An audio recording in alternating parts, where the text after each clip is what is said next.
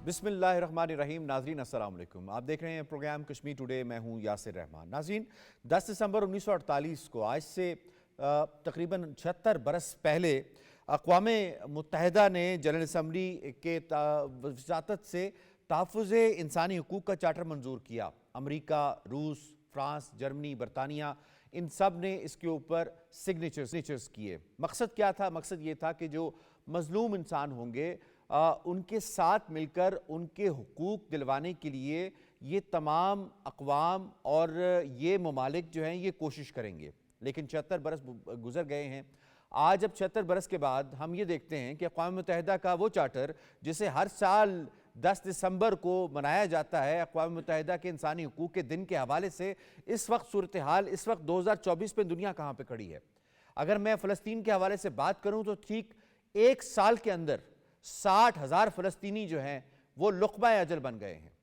दुनिया की बेतनाई की वजह से, उस वादे को वफ़ा ना करने की वजह से आज फ़लस्तीन के लोग जो हैं वो किस किस्म की ज़िंदगी गुजारने पे मजबूर हैं, ये यकीनन आप सब जानते हैं। इसके साथ साथ अगर हम मक़बूज़ा कश्मीर के हवाले से बात कर लें तो मक़बूज़ा कश्मीर में 1989 के बाद से जो है वो 1 लाख अफराद जो है वो शहीद हो चुके हैं। थोड़ी सी मक़बूज़ा कश्मीर की सूरत हाल में मज़ीद आगे चलें जो स्टैटिस्टिकली आपको बताएं कि जो अरेस्ट हुए हैं वो इस वक्त 5,000 कश्मीरी जो हैं वो इंडिया की मुख्तलिफ जेलों में इस वक्त कैद हैं। इसके साथ साथ जो स्ट्रक्चर्स डिस्ट्रॉय किए गए हैं, 1,10,521 स्ट्रक्चर आज तक डिस्ट्रॉय किए जा चुके हैं, वो उनको तहस नहस कर दिया गया है।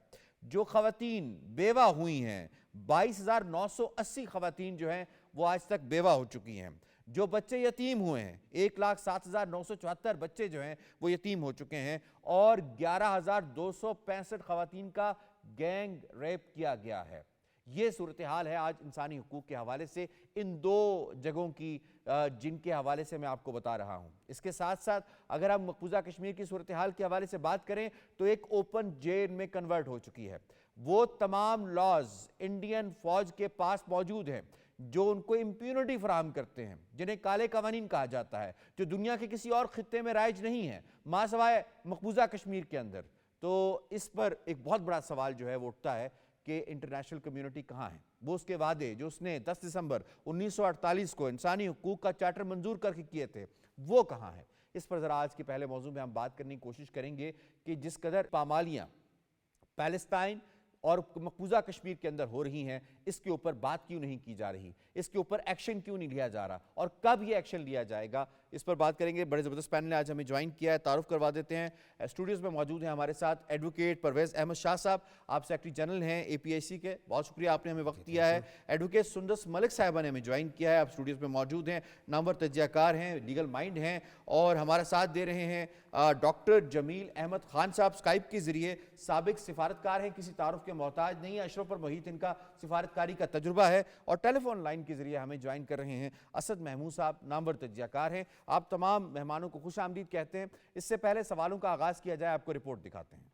दुनिया की सबसे बड़ी जेल में तब्दील मकबूजा जम्मू और कश्मीर की आवाम भारत की जानिब से इंसानी हकूक़ की बदतरीन पामाली का शिकार हैं, जिन्होंने इंसानी हकूक़ के आलमी दिन को नए अज़्म के साथ मनाया। कुल जमाती Hurriyat conference, Jammu Kashmir people's resistance party, Jammu और कश्मीर पॉलिटिकल रेजिस्टेंस मूवमेंट और जम्मू और कश्मीर डेमोक्रेटिक मूवमेंट की तरफ से मकबूजा जम्मू और कश्मीर में पोस्टर चिस्पा किए गए, जिनमें भारतीय फौज की तरफ से जारी मजालिम की शदीद मजम्मत की गई। कश्मीर मीडिया सर्विस के मुताबिक मकबूजा जम्मू और कश्मीर में 10 लाख से जायद कातिल भारतीय फौज इंसानियत के खिलाफ घिनौने जराइम का इर्तिकाब कर रही है। 1989 से लेकर नवंबर 2024 तक भारत ने 96,382 बेगुनाह कश्मीरियों को शहीद किया, 7,369 अफराद को गैर कानूनी हिरासत के दौरान मौत के घाट उतारा गया। औरतें, बच्चे, बूढ़े और जवान, कोई भी अकलियत भारतीय फौज के जुल्म और जबर से महफूज नहीं। खवातीन समेत सैकड़ों हुर्रियत रहनुमा सिर्फ इस जुर्म में पाबंद सलासल हैं कि उन्होंने कश्मीरियों के पैदाइशी हक तहरीक आज़ादी की आवाज़ बुलंद की थी।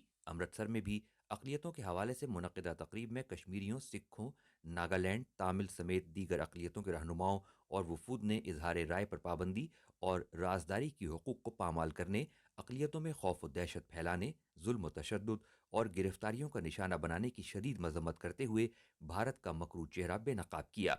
कश्मीरियों ने عالمی برادری اور انسانی حقوق کی عالمی تنظیموں سے مطالبہ کیا کہ وہ بھارت کی ریاستی دہشت گردی کا نوٹس لے کر کشمیریوں کے بنیادی حقوق کا تحفظ یقینی بنائیں۔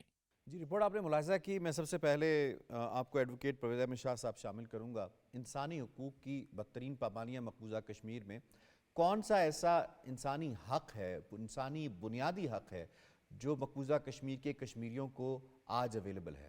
جی بہت شکریہ یاسر صاحب، thank you very much for having me here.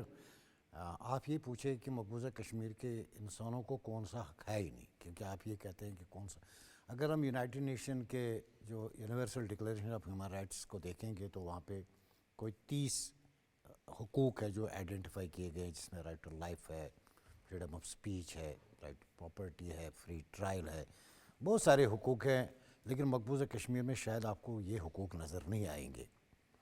اس کی جو بنیادی وجہ ہے، جیسے آپ نے پہلے کہا کہ اگر ہم دیکھیں کہ ہندوستان کو اگر یونائٹڈ نیشن سے جو بھی کمیونیکیشنز آج تک گئی ہیں تو ان میں میجر جو کنسرن تھا ہے وہ ہے ڈریکونین لاز.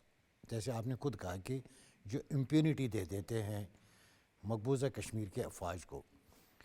جب ہم ہیومن رائٹس کی بات کرتے ہیں نا، دیکھیں دنیا میں ہم یہ نہیں کہیں گے کہ یونائٹڈ نیشنز کے ادارے نے ہیومن رائٹس کے حوالے سے کام نہیں کیا. ضرور انہوں نے کام کیا، لیکن ڈومیسٹک وائلنس جو ہے یا جو عام انسانوں کے حقوق ہے اس میں ضرور فرق آیا ہے. لیکن جب آپ سٹیٹس کو دیکھتے ہیں جو سگنیٹریز ہے اس یونیورسل ڈکلیریشن کے کہ وہ خود انوالو ہے ہیومن رائٹس وائلیشنز میں. مقبوضہ کشمیر میں آپ دیکھیں گے کہ وہاں کوئی انسان کو نہیں مارتا ہے. وہاں جو مارتا ہے وہ بھارت کا فوجی مارتا ہے. اسی طرح اسرائیل میں آپ دیکھیں گے ہیومن رائٹس وائلیشن اگر کرتی ہے تو وہ اسٹیٹ کرتی ہے. ان اسٹیٹس نے جنہوں نے کمٹمنٹ کی تھی کہ وہ انسانوں کا تحفظ کریں گے وہ اس میں ناکام ہو گئی ہے. آپ کو میں ایک جسٹ مثال دیتا ہوں، وہ ہے freedom of speech and expression, آزادی. آپ کو میں 2-3 دن پہلے کی ایک مثال دے دیتا ہوں. ہمارا مقبوضہ کشمیر کا ایک حصہ ہے آزاد کشمیر جس کو ہم کہتے ہیں. آزاد کشمیر میں وہاں کی سول سوسائٹی کہیے، جو بھی آپ نام دے دیں گے، کوئی ایکشن کمیٹی ہے. حکومت پاکستان نے ایک لیجسلیشن، آزاد کشمیر نے ایک آرڈیننس لایا، پریزیڈنشل آرڈیننس، جس میں عام لوگوں کے کنسرنز تھے کچھ. وہاں لوگوں نے سڑکوں پہ آئے اور انہوں نے اس کے خلاف احتجاج کیا. آپ دیکھیں کہ اس احتجاج میں نہ کوئی گولی چلی، نہ پیلٹ چلا، نہ لوگوں کو گرفتار کیا گیا، نہ 144 لگایا گیا. اور 2-3 دن احتجاج کے بعد آپ دیکھیں کہ گورنمنٹ آف پاکستان کی یا اے جے کی میگناٹیمیٹی دیکھیں، وہ ان کے ساتھ بیٹھ کے وہ وڈرا کر دیا. یہی ڈیموکریسیز میں یہی ہوتا ہے، یہ طریقہ کار ہے. لیکن اس میں تو کہ گورنمنٹ آف پاکستان انوالو نہیں تھی. میں کہتا ہوں اے جے جو کے بھی تھا وہ گورنمنٹ، اے جے کی گورنمنٹ اور اس ٹاکنگ آف کے اے جے کے جی. گورنمنٹ. تو آپ اسی طرح دیکھیں پاکستان میں پچھلے یہاں پہ بھی کوئی پولیٹیکلی لوگ آتے ہیں، ان کے ساتھ گورنمنٹ نیگوشیٹ کرتی ہے، بھئی یہاں احتجاج نہیں کریں گے، یہاں احتجاج کریں. کوئی گولیاں نہیں چلتی ہیں، پیلٹ نہیں چل رہے. کمپیریزن ہے ویسے، ہم کمپیریزن کر سکتے ہیں کہ انڈین آکوپائڈ کشمیر کا اور آزاد کشمیر کا، جتنی یہاں پہ زندگی آسان ہے اور وہاں جتنی مشکل ہے؟ سر کیوں نہیں کر سکتے؟ بنیادی حقوق کی. کیونکہ اگر انڈیا جو کہ حقیقت پر مبنی نہیں ہے، ایک پروپیگنڈا کرتا ہے کہ آزاد کشمیر پہ کو وہ ڈسپیوٹڈ مانتا ہے، جو تو ہے ہی نہیں، جس پہ تو بات کرنے کی ضرورت نہیں ہے. لیکن انڈیا پروپیگنڈے کو جواب دینے کے لیے آپ کے پاس آپ نے کمپیریزن ڈیفینیٹلی کرنا ہے. ایک آزاد خطہ ہے جہاں پہ آزادی اظہار ہے، وہاں پہ آپ دیکھیں وہاں پہ اور آپ نے سب سے بڑی مثال اس کی بتا دی کہ 2 دن پہلے کیا ہوا. آپ دیکھیں کیا ہو رہا ہے. یہی ہوتا ہے فریڈم، یہی انسانی حقوق یہی ہوتے ہیں. ایون میں کل یہاں پہ تھا آپ کا پاک چائنا سینٹر میں وہاں پہ ایک سیمینار چل رہا تھا، وہاں پہ بیٹھے تھے. وہاں پہ میں نے دیکھے وہاں پہ آزاد کشمیر سے بھی آئے تھے ہیومن رائٹس ایکٹیوسٹ. ان نے کھل پہ بات کی، ان نے کرٹیسزم کیا، نہ کوئی اٹھایا گیا. آزادی تھی، ہر کوئی بات کر سکتا ہے. آپ مقبوضہ کشمیر میں نہ کسی کے اوپر پی ایس اے لگایا گیا، نہ یو اے پی اے لگایا گیا، نہ پی ایس اے لگایا گیا، اور نہ ہی غائب کیے گئے لوگ. آپ نے اس کو ڈیفینیٹلی، یہ بات ہے ہیومن رائٹس کی. جب ہم بات کرتے ہیں یہ آسان لفظوں میں آپ کو ہیومن رائٹس بتاتا ہوں. باقی مقبوضہ کشمیر دیکھیں، ہیومن رائٹس جو یونائٹڈ نیشنز کا ادارہ ہے، high commission for human rights, آپ دیکھیں کہ اس کے پاس سورس کون سا ہے جہاں سے کلیکٹ کرتے ہیں انفارمیشن. وہ ہے ہیومن رائٹس ڈیفینڈرز، وہ ہوتے ہیں این جی اوز. سب سے پہلے مقبوضہ کشمیر جو ہے وہ نو گو ایریا ہے for international N G Os. اب جو آپ کی لوکل این جی اوز ہے جو یو این میکنزمز کے ساتھ کوآپریٹ کرتے ہیں ان کو آپ نے جیلوں میں ٹھیک، رکھا میں ہے. دوبارہ آپ کی طرف آتا ہوں. مجھے سندر صاحبہ کو اس میں انوالو کرنا ہے. یہ فرمائیے گا اگر ہم لاس کے حوالے سے بات کریں، ہندوستان نے جو قوانین وضع کیے ہیں مقبوضہ کشمیر کے اندر، کس حد تک وہ کشمیریوں کے خلاف بنائے گئے ہیں، انہیں کرب کرنے کے لیے بنائے گئے ہیں، اور اس کے اوپر انٹرنیشنل کمیونٹی کا خاموش رہنا کتنی بڑی مجرفانہ خاموشی ہے یہ؟ بسم اللہ الرحمن الرحیم. دیکھیے جی، جہاں تک انڈین لاز کی بات ہے، ہم ان کو انڈین ڈریکونین لاز کہتے ہیں، جو کشمیر کے اندر نافذ ہیں، جو کہ کرب کرنے کے لیے نہیں، فلی سپریس اور ڈینائی کرنے کے لیے قوانین کا انعقاد کیا گیا ہے، جس میں آپ نے ابھی کہا پی ایس اے بھی آتا ہے، یو اے پی اے بھی آتا ہے، جو این آئی اے جس طرح سے ایک واچ ڈاگ کی طرح بیٹھی ہوئی ہے to curb to suppress and curtail any form of dissent within the Kashmiri territory, وہ ہمیں نظر آتی ہے. آپ اور اسے اس واچ کی ڈاگ کہتے ہیں، میں اسے ہارنڈ کہتا ہوں. آپ وہ تو اٹھا کے لوگوں کو اندر لے کے جا رہے ہیں. جی، تو ہم تھوڑی سی جس کو کہتے ہیں پولیٹیکلی کریکٹ لینگویج کا اگر انتخاب کریں تو ہم اس کو یہ کہتے ہیں. لیکن اسی پولیٹیکلی کریکٹ لینگویج میں ایک بات یہ کہنا چاہوں گی کہ حالات یہ ہیں کہ ہم کمیموریٹ کر رہے ہیں international day of human rights کو، اور جیسا کہ آپ نے اپنے انٹرو میں بھی کہا، اس وقت دنیا کا سب سے بڑا وار کرمنل نتن یاہو کی شکل میں فری پھر رہا ہے، اور بچر آف گجرات جو ہے وہ اس وقت پرائم منسٹر بن کے بیٹھا ہوا ہے انڈیا کا. اگر بچر آف کشمیر کہیں تو غلط نہیں ہوگا. Butcher of Kashmir, butcher of Gujarat, butcher of all minorities in India so to say. تو بات یہ ہے کہ مجھے اس بات پہ حیرانگی ہوتی ہے کہ ایک دو افراد کی تو سمجھ آتی ہے، لیکن انٹرنیشنل ارینا میں اتنی بڑی تعداد میں لوگ اندھے گونگے اور بہرے کیسے ہو سکتے ہیں کہ وہ اپنے سامنے ان ساری چیزوں کو ہوتے ہوئے دیکھ رہے ہیں. they have seen that every single statement within the human rights charter has been completely neglected, and rather than اس کے اوپر وہ آواز اٹھائیں، ایک ایسا آدمی جس کے خلاف آئی سی جے اپنے وارنٹس ایشو کر چکی ہے وہ فریلی پھر رہا ہے، اور جو مودی صاحب ہیں وہ بڑے آرام سے کہہ دیتے ہیں کہ یہ ایک یونائٹڈ انڈیا ہے، اور ایک یہ پراسپرس انڈیا ہے، اور ایک یہ گروئنگ انڈیا ہے. لیکن اس میں کوئی اس بات کو نوٹس نہیں کرتا کہ وہاں پہ چاہے سکھ مائنورٹی ہو، چاہے مسلم مائنورٹی ہو، چاہے کرسچن مائنورٹی ہو، یا ان کی اپنی ہندو دلت انٹچیبل مائنورٹی ہو، اس کو اتنی بری طرح سپریس کیا جا رہا ہے کہ وہاں پر صرف اور صرف خوف کی فضا ہے. کھلا پھر رہا ہے تو وہ یوگی آدتیہ ناتھ جیسا بندہ پھر رہا ہے، امت شاہ جیسا بندہ پھر رہا ہے، یا مودی جیسا ایک ٹیررسٹ پھر رہا ہے، اور ان کی کوئی سنوائی نہیں ہے ان لوگوں کی جن کو سپریس کیا جا رہا ہے. جبکہ اور اگر وہ اپنی سنوائی کے لیے کھڑے ہوتے بھی ہیں تو ہمیں تو یہ ہمیشہ سے بات نظر بھی آ رہی ہے کہ آل ٹرو ریپرزینٹیوز پولیٹیکل ہوں یا ریزسٹنٹ ریپرزینٹیوز ہوں مقبوضہ کشمیر کے اندر، یاسین ملک صاحب ہوں، شبیر شاہ صاحب ہوں، یا آسیہ اندرابی صاحبہ ہوں، یا میر وائز عمر فاروق صاحب ہوں، ان سب کو سپریس ہی کیا جا رہا ہے، ان کو پابند سلاسل ہی رکھا جا رہا ہے. تو I think the world needs to wake up to this reality کہ اگر وہ اس کو اگنور کرتے رہیں گے تو ہم نے حماس کو تو we were very quick to point out کہ جی جو 7 اکتوبر کو ہوا that was a terrorist, but the repeated terrorist activities, systematic and targeted terrorist activities which are being conducted by India جو کشمیر کے اندر ہو رہی ہیں اور جو مائنورٹیز کے خلاف، اگر آپ ان کو اگنور کرتے رہیں گے تو یہ جو ملیٹنٹ سینٹیمنٹ ہے ٹو ڈیفینڈ یور سیلف، یہ کہیں نہ کہیں تو جا کے نکلے گا، and the world will have to then be answerable for that also. ٹھیک پوائنٹ آ گیا آپ کا. میں اس میں ایکسلنسی ڈاکٹر صاحب، ڈاکٹر جمیل احمد خان صاحب آپ کو انوالو کروں گا. فرمائیے گا، ہم تھوڑی سی گراؤنڈ ریالٹی کے حوالے سے اپنے ناظرین کو بتانا چاہ رہے تھے کہ اس وقت گراؤنڈ ریالٹی کیا ہے مقبوضہ کشمیر کے اندر. تو اگر ہم انٹرنیشنل سطح کے اوپر چلے جائیں تو جو کچھ گراؤنڈ پہ ہو رہا ہے، یقیناً ایسا ہم نہیں کہہ سکتے کہ یو این جنرل جو سیکرٹری جنرل ہیں انٹونیو گوتریس وہ اس گراؤنڈ ریالٹی سے بالکل ناآشنا ہیں، یا جو ریپورٹرز ہیں وہ بھی ناآشنا ہیں، یا جو سفارت خانے دلی کے اندر کام کر رہے ہیں ان کے بھی آنکھیں اور کان بند ہیں. یہ سب کچھ وہاں موجود ہے. انٹرنیشنل میڈیا بھی اس کو رپورٹ کرتا ہے، ایمنسٹی انٹرنیشنل بھی اس کو رپورٹ کرتی ہے.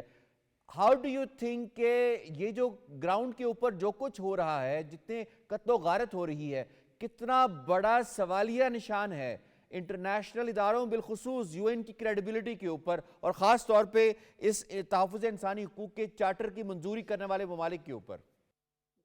तमाम ममालिक तकरीबन उन्होंने इस बुक को रेटिफाई किया हुआ है, इस चार्टर को, जो सेल्फ सेल्फ ये human right, universal human right declaration को।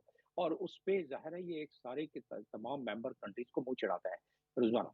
और ख़ास तौर पर उन दिनों में जब इसकी हम कमेमोरेट करते हैं, 10th को, जब 10 दिसंबर को हम कमेमोरेट करते हैं। और इस दफ़ा तो ये कोई 76वां हम इसको मना रहे हैं।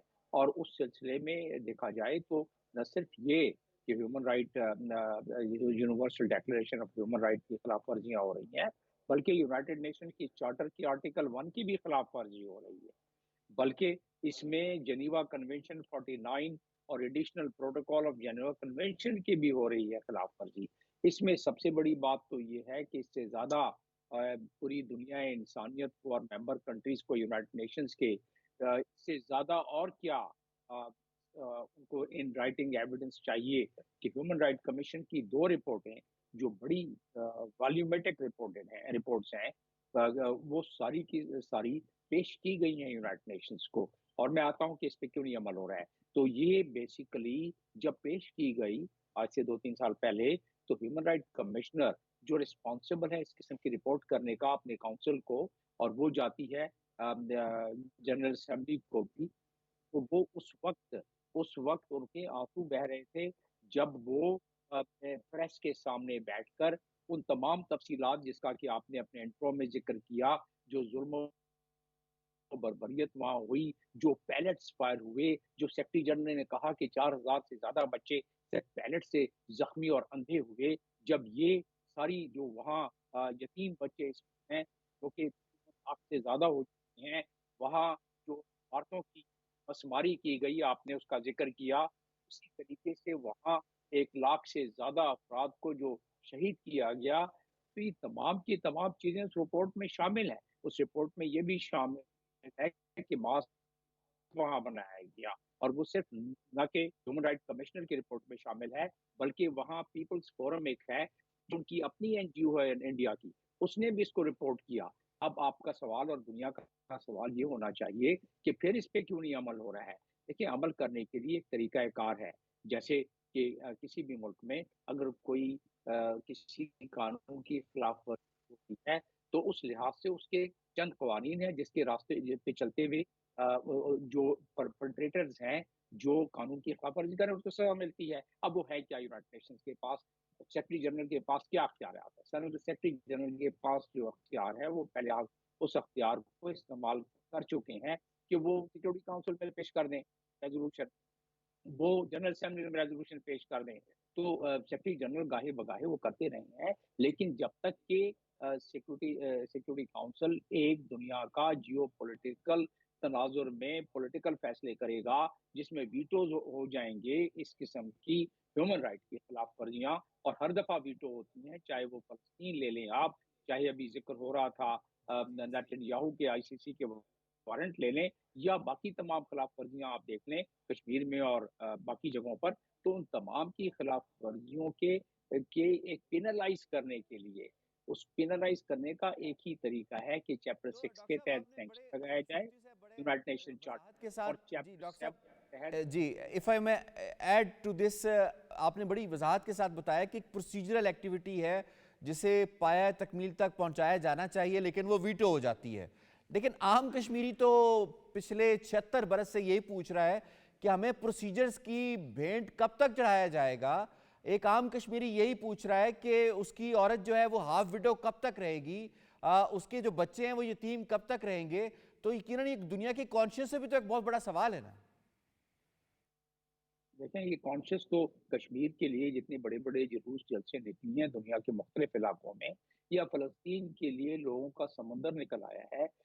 तो जब तक कि एक वो जो कानून इंटरनेशनल बना हुआ है, उसको इस्तेमाल करते हुए किसी को सज़ा और जज़ा न दी जाएगी, उस वक़्त तक ये ज़ुल्म और बर्बरियत जारी रहेगा, जैसा कि कश्मीर में है, जैसा कि फ़लस्तीन में है, जैसा कि अब हो रहा है, और जैसा कि पिछले 76 सालों से हो रहा है। तो ये सिलसिला जारी रहेगा, और ये किस चीज़ की भेंट चढ़ता है? ये भेंट चढ़ता है जियोपॉलिटिकल जियो पॉलिटिकल तनाजुर में एडवांटेजेस जो लिए जाते हैं। अब इंडिया क्यों ये कर रहा है?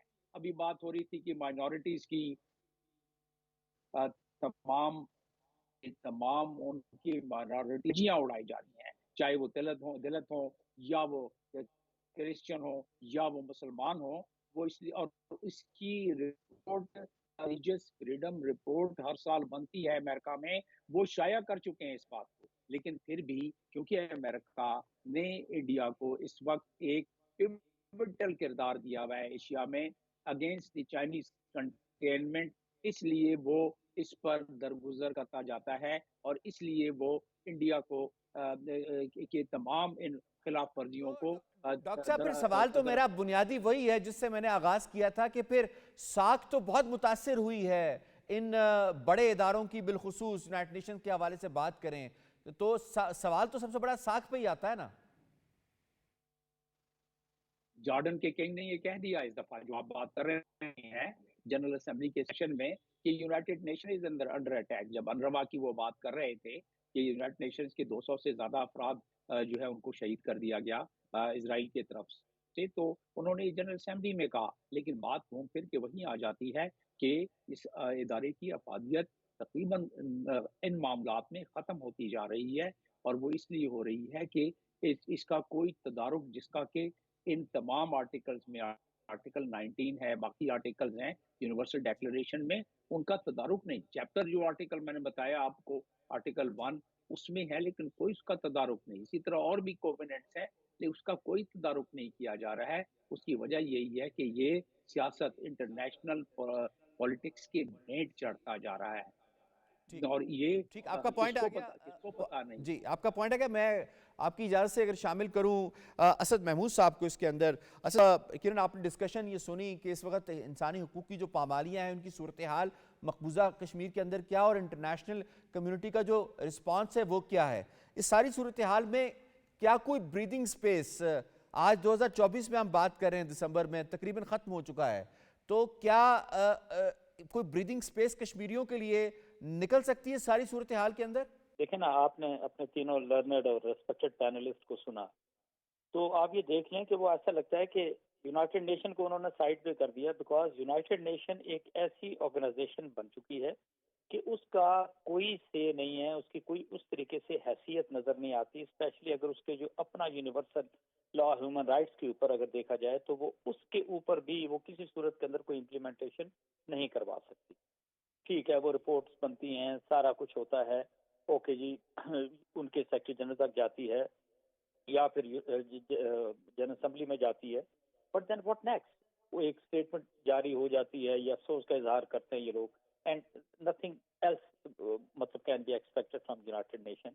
और अगर ये हम जनरली अब बात करते हैं तो नेचुरली अगर कश्मीरियों को देखें पिछले 76-77 सालों से जो कुछ वहाँ पर हो रहा है, क्या किसी को एक लिहाज से नजर नहीं आता? और स्पेशली मैं समझता हूँ कि जब से ये जिनूनी गवर्नमेंट आई है बीजेपी की, अब ये तीसरा टर्न्योर उनका है, उसके अंदर भी इनका पहला साल है, तो यू कैन मेक आउट कि आप ये कह सकते हैं कि इनके नजदीक कोई ह्यूमन राइट्स की आप बात करें, कोई माइनॉरिटीज की बात करें, कोई मजहब की बात करें, उनमें ये मजहबी जनूनियत है इनके अंदर।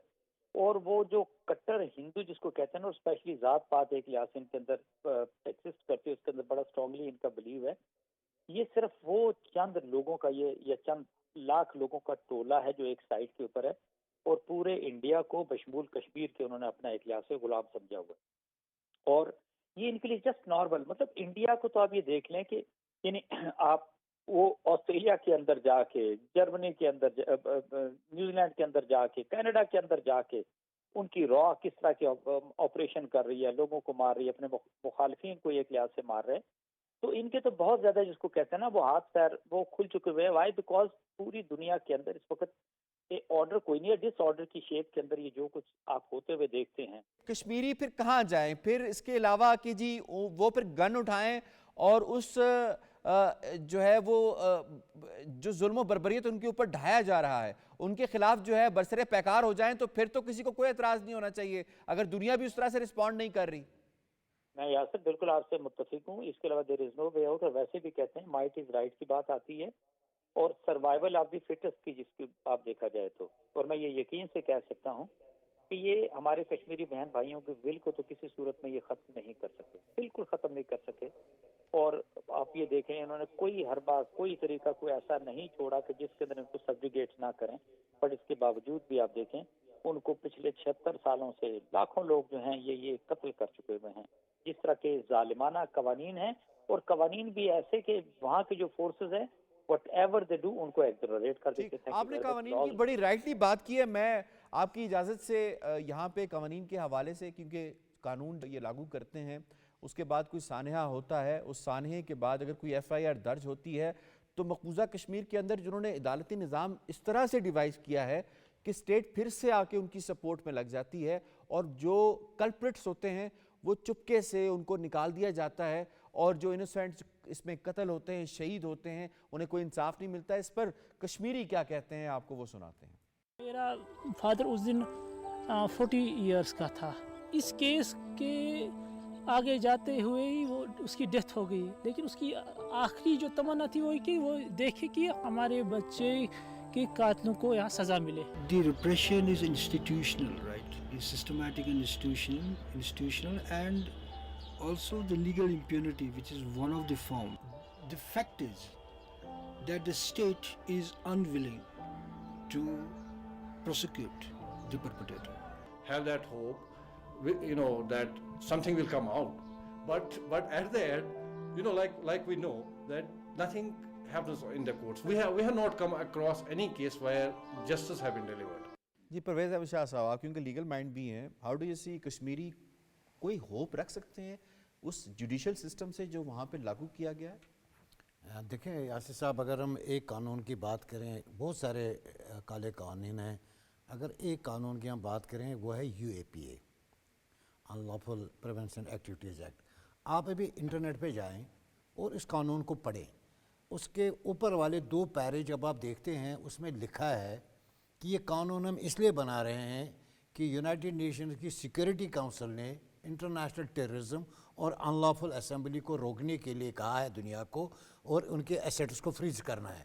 اس قانون کو ان ریزولوشنز کو بنیاد بنا کر ہندوستان نے قانون بنایا ہے. اور کہاں بنایا ہے؟ اس سے کیا ہوا؟ اس نے انٹرنیشنل ٹیررزم کو نہیں روکا، لیکن کشمیر کی ریزسٹنس جتنی تنظیمیں تھیں ان کو بیان کیا. کشمیریوں کے جو آزادی کی بات کر رہے ہیں ان کے ایسیٹس کو فریز کر دیا. اس کے بعد ہیومن رائٹس ایکٹیوسٹس کو ڈیٹین کیا. اور یعنی کہ کشمیر میں اس UAPA کی وجہ سے اس کی تمام پولیٹیکل لیڈرشپ کو جیل میں رکھا. اور اس کی لیجیٹیمیسی وہ کہاں سے لے رہے ہیں کہ یونائٹڈ نیشن کی سیکورٹی کونسل کی.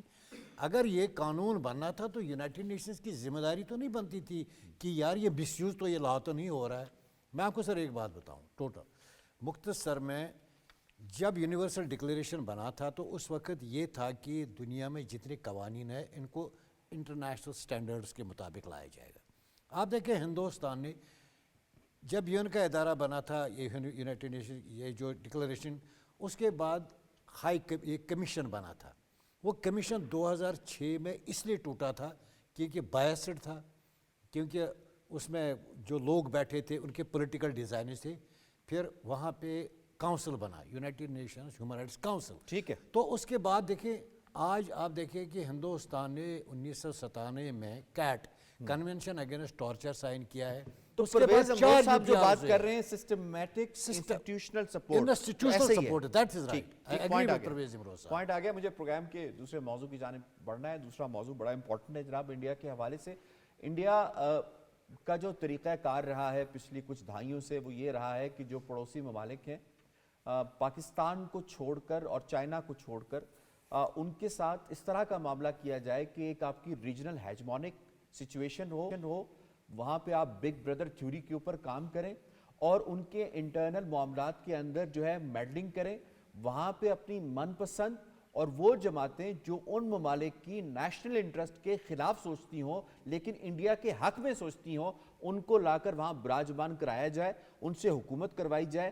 اور ہم نے دیکھا کہ جیسے جیسے وقت گزر رہا ہے، اگر ہم سٹارٹ کر لیں افغانستان سے، اگر ہم سٹارٹ کر لیں سری لنکا سے، ہم بات کر لیں نیپال سے، ہم بات کر لیں بھوٹان کی، ہم بات کر لیں اور سب سے اینڈ پہ بنگلہ دیش کے حوالے سے اور مالدیپ کے حوالے سے، جہاں انڈیا آؤٹ کی بہت بڑی کیمپین جو ہے وہ شروع ہوئی.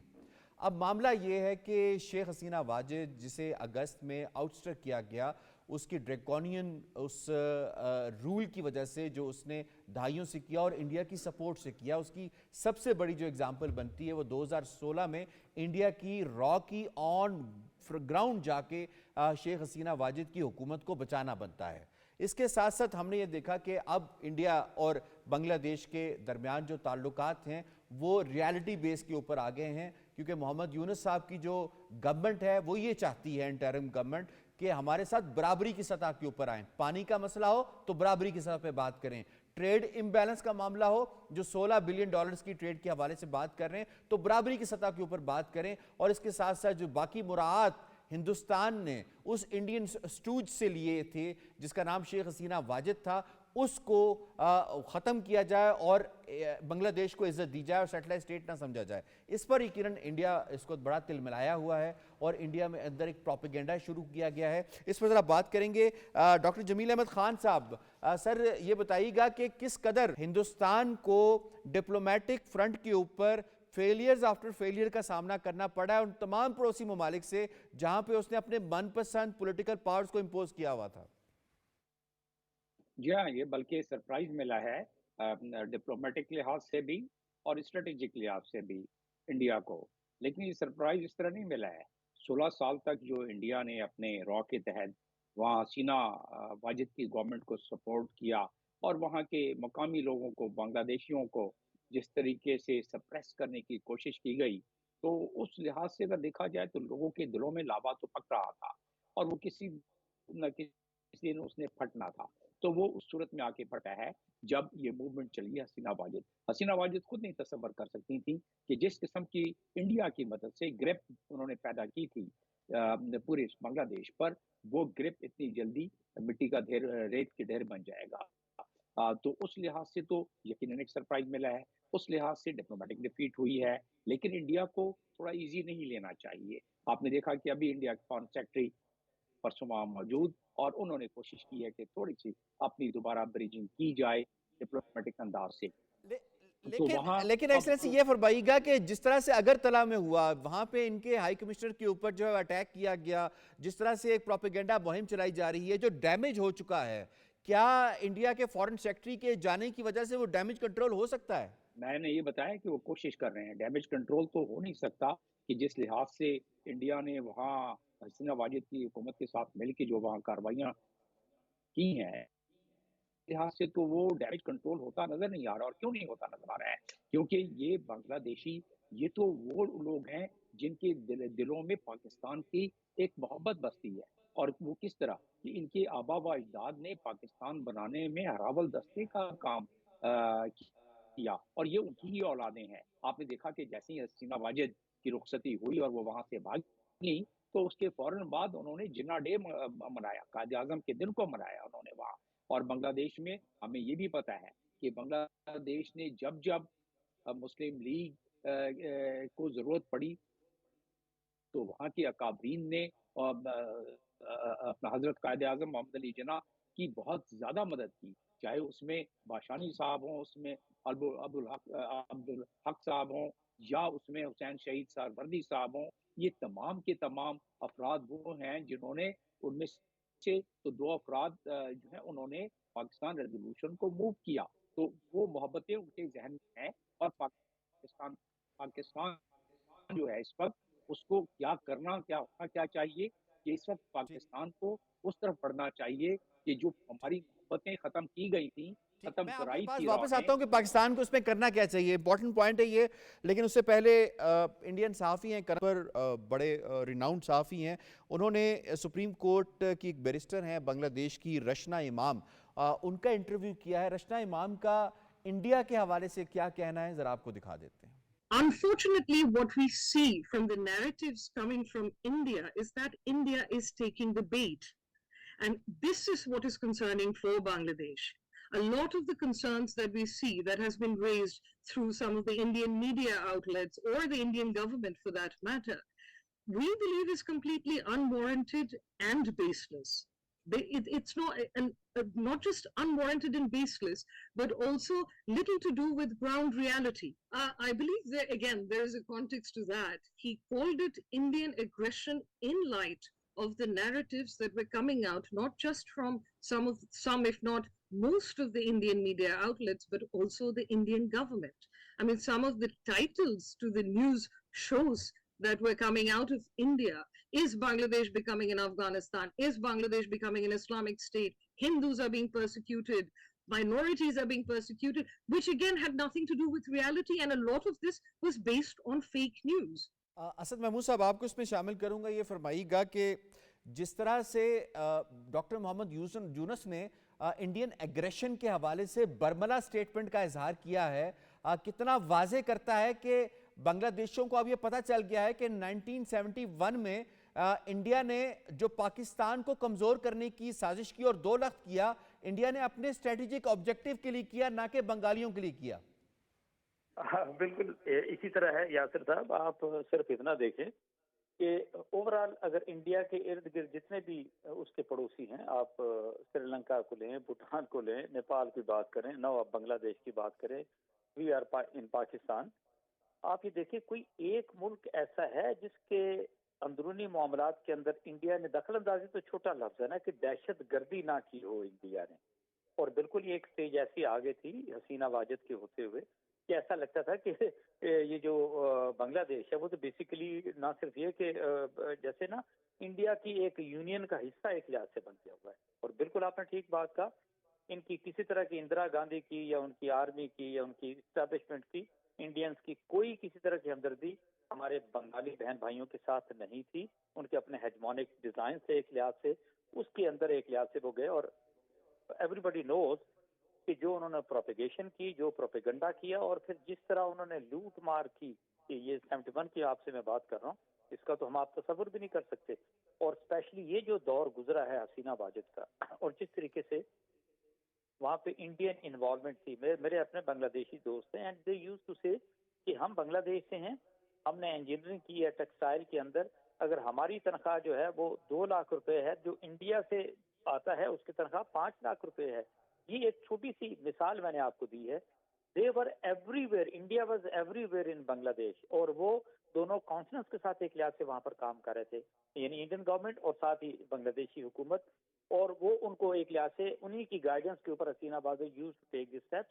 वहाँ की यानी आप प्रमोशंस की आप बात करें, एम्प्लॉयमेंट की बात करें, लोगों की, तो वो ओवरऑल जो मुख्तलिफ इदारे थे हुकूमत के, वो तो एक्चुअली आप इंडिया का रॉ का पूरा इंगेस्ट था। और ये तो आप ये कह सकते हैं कि एक तो कहते हैं ना आप स्ट्रेटेजिक डिफीट होती है, ये तो इंतहाई बेईमाना आप और बेशर्माना डिफीट हुई है इंडिया को। और इंडिया बांग्लादेश के जो स्टूडेंट्स हैं और जो लोग हैं हमारे भाई बहन, उन्होंने उनको एक लिहाज से वो चेहरा दिखाया कि look you are no more required here, और उनको पता भी चलने दिया। और देखें रातों रात आपका पॉइंट है कि मैं एडवोकेट परवेज अहमद शाह साहब इसमें आपको इन्वॉल्व करूंगा। वो कह रहे हैं जी कि कम्युनल वायलेंस हो रहा है, बांग्लादेश के अंदर हिंदू महफूज नहीं है। क्या इंडिया को इस तरह का कोई प्रोपेगेंडा करने का, ये इल्ज़ाम लगाने का हक पहुंचता है जब 24 करोड़ मुसलमान जो इंडिया के अंदर बसते हैं उनकी हालत ज़ार ऐसे कर दी है कि उनको दीवार में चुन दिया उन्होंने? देखिए यासिर साहब, दुनिया में हर मुल्क की फॉल्ट लाइन्स होती है, कोई मुल्क ऐसा नहीं जिसकी फॉल्ट लाइन्स होती है। हम डेफिनेटली फॉल्ट लाइन पे बात करते हैं, लेकिन एक्सप्लॉइट नहीं करते। हिंदुस्तान की आदत रही है, आप देखिए श्रीलंका को देखिए, वहाँ पे इनने पीस कीपिंग फोर्सेस भेजे। जब वहाँ पे पीस कीपिंग फोर्सेस के नाम पे उन्होंने वहाँ क्या कोहराम मचाया कि शर्मिंदा दुनिया होती थी। इसी तरह 1971 में डेफिनेटली एक डिसेंट था बांग्लादेश में, इन्होंने मुक्तिबानी भेजे, वहाँ पे डिसइंटीग्रेट किया, जो कि फितरत के ख़िलाफ़ था। हमने देखा कि उसका नतीजा निकला, एक कॉलोनी बना के उसको रखा, जैसे अभी कल साहब बात कर रहे थे। उस कॉलोनी को ये उन्होंने कहा था आपके जो इम्पोर्ट्स होंगे प्रायोरिटी फर्स्ट इंडिया होगी, आप पहले हमसे मशवरा करेंगे कौन से इम्पोर्ट्स आप मुल्क में लाएंगे।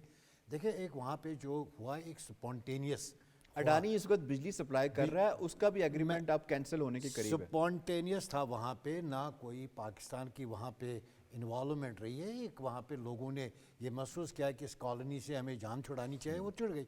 अब चूँकि वहाँ पे एक उनकी अपनी सवाल हुकूमत मेरा है। ये था कि क्या इंडिया को हक हासिल है जो Never- हालत उसने never ever, अपने देखिए- मुल्क में मुसलमानों की, देखिए सर- सिखों की, दलित की कर दी है कि वो दूसरे मुल्क की बारे में बात करे? देखें सर, जब हिंदुस्तान और पाकिस्तान पार्टीशन हुआ, there is an agreement between India and Pakistan कि हम माइनॉरिटीज़ का ख्याल रखेंगे, आप की मसाजिद जो है उनको तहफ़्फ़ुज़ फराहम करेंगे इन इंडिया। हो रहा है। आप देखिए उनका सुप्रीम कोर्ट है, उसने उस एग्रीमेंट की जो एक इंटरनेशनल हैसियत है, एक ट्रीटी थी, उसकी धज्जियाँ उड़ाकर बाबरी मस्जिद को आपने उड़ा दिया। आपकी सियासत की बुनियाद ही है कि फंडामेंटलिज्म पे आप बिलीव करते हैं। तो आप लोगों को दर्स देने के बजाय उन मुसलमानों की हालत देखें जिनको काउ लिंचिंग पे आप मार देते हैं, जिनको अजान पे आप मार देते हैं, जिन पे नमाज़ों पे आप मार देते हैं।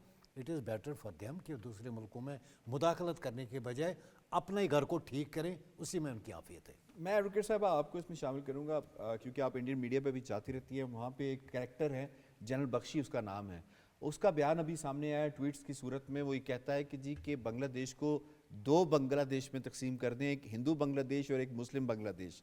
अब जो माइंड सेट है इंडिया का, एक हेजमोनिक माइंड सेट, ये इस ट्वीट से ये साबित होता है कि एक्स मिलिट्री मैन ये बात कर रहा है। किस हद तक इंग्रेस कर चुके थे ये लोग बांग्लादेश के अंदर, इनको मुंह की खानी पड़ी वहाँ पे? जी देखिए, जहाँ तक जनरल बख्शी की स्टेटमेंट का सवाल है, I don't take it too seriously because I don't think that general Bakshi still maintains all his mental faculties, तो उसको मैं उतना सीरियसली नहीं लेती। और इंडियन प्रोपेगेंडा जो मीडिया के ऊपर हो रहा है, जो गोदी मीडिया पे हो रहा है, what is your thinking about that? मैं इस पे एक बात कहना चाहूँगी, I hate to quote Modi here, but hypocrisy भी की भी कोई सीमा होती है। जिस तरह क्लियर कट इंटरफेरेंस हमें नज़र आ रही है इंडिया की पिछली हसीना की गवर्नमेंट के बाद भी, अब जब डॉक्टर यूनुस ने संभाला है गवर्नमेंट को, उसके बाद भी जिस तरह वो एक ऑर्डर के तौर पे या उनकी जो टोन और टेनर है वो जो हमें नज़र आ रही है बांग्लादेश की तरफ, हमें नज़र आता है कि वो एक बड़ी अथॉरिटेटिव टोन लेके चल रहे हैं। और जहाँ तक इंडियन मीडिया की बात है, लेट अलोन रिपब्लिक जैसे या फर्स्ट पोस्ट जैसे या वायर जैसे जो इंडिया के गोदी मीडिया का जहाँ तक बात आती है, लेकिन सो टू से जो लिबरल एक हमें या थोड़े से डिसेंडेंट व्यूज़ रखने वाले मीडिया की भी जो आउटलेट्स नज़र आती हैं या सोशल मीडिया पे भी नज़र आती हैं, उसमें सवियर इस्लामोफोबिक अंडरटोन्स हमें नज़र आती हैं कि वो बात ये करते हैं कि जी किसी ना किसी तरह हमें ख़तरा है, हिंदू को ख़तरा है, ये मुसलमानों से ख़तरा है, इस्लामिक गवर्नमेंट आ जाएगी। जैसे भी बैरिस्टर साहिबा का भी आपने करण थापड़ साहब के साथ इंटरव्यू दिखाया, क्लियर कट जब चिन्मय दास को एक्स्ट्राडाइट करने के सॉरी उसको इंडाइट करने की बात हुई, उसमें एक चिन्मय दास कौन है? कोई इंडियन तो नहीं है, बंगाली है जिसके ऊपर इतना बड़ा प्रोपेगेंडा हो रहा है। लेकिन आप उसमें ये देखें कि जब सैफुल इस्लाम साहब जो उसमें अनफॉर्चुनेटली वो जाम बहक हुए, तो इंडियन मीडिया ने ये रिपोर्ट किया कि वो चिन्मय दास के वकील थे और उसको बढ़ा चढ़ा के कहा गया कि जी एक लिंच कर दिया एक वकील को, एक प्रोपेगेंडा पेश किया गया। तो ये जो अंडरटोन्स है ना, ये जो अथॉरिटेटिव और इंसेंडियरी जो अंडरटोन्स हैं, हमें ये चेक रखनी पड़ेंगी और इंडिया की हिपोक्रेसी बैडली एक्सपोज और इसमें अच्छी बात ये है कि जो बांग्लादेशी मीडिया है उसने बड़ा ज़बरदस्त चेक रखा हुआ है और जो फैक्ट चेक करके वो जो भी इनका प्रोपेगेंडा होता है उसको एक्सपोज कर देता है, which is a very good sign and positive sign. I have to wind up. मुझे शुक्रिया अदा करना है अपने तमाम मुअज़्ज़ज़ मेहमानों का। आज के दोनों मौज़ूआत के हवाले से तज्ज़िया आपने मुलाहिज़ा किया। प्रोग्राम कश्मीर टुडे से इतना ही। यासिर रहमान को दीजिए इजाज़त। अल्लाह निगहबान।